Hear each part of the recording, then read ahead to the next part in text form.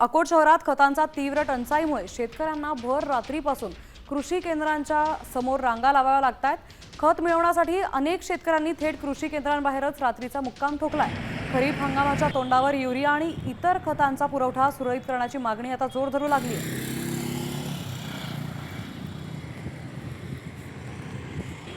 अकोटमध्ये खतांसाठी आता शेतकऱ्यांनी रात्रीपासूनच रांगा लावल्यात। अकोला जिल्ह्यात आता खत टंचाई निर्माण झालेली आपल्याला पाहायला मिळते। मोठ्याच्या मोठ्या रांगा या ठिकाणी लागल्यात। मध्यरात्रीपासूनच शेतकरी रांगेत उभे राहतात। तर आपले प्रतिनिधी अक्षय गवळी त्या ठिकाणी आहेत। अक्षय, नेमकी काय परिस्थिती आहे तिथली? आज जर पाहिलं तर आपण अकोला जिल्ह्यातील अकोट तालुक्यातल्या देवरी फाटा या ठिकाणी आहे। देवरी फाटा इथं जर पाहायला गेलं रात्री 3 वाजतापासूनच शेतकऱ्यांनी या ठिकाणी मुक्काम दिला होता। रात्रीची झोपमोड करून या ठिकाणी त्यांनी जागरण करत या ठिकाणी युरियासाठी शेतकऱ्यांच्या रांगा पाहायला मिळाल्या होत्या।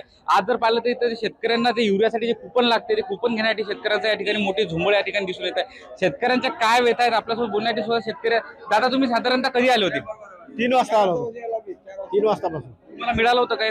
नाही, टोकन मिळाला आता। कुठून आले तुम्ही आणि किती अपेक्षा होती तुम्हाला? मोरड्यावरून आलो। कमीत कमी 30 पोत्याची अपेक्षा होती।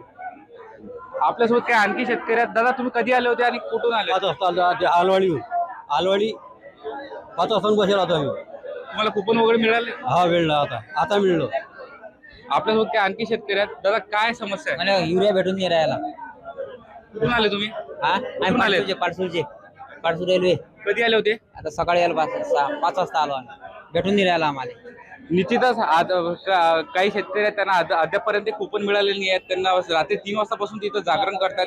आपल्यासोबत काय आणखी शेतकरी आहेत? दादा, काय व्यथा आहे? परिस्थिती काय आहे? आम्ही 4 वाजता आलो इथं सकाळी। आमचा नंबर लागला।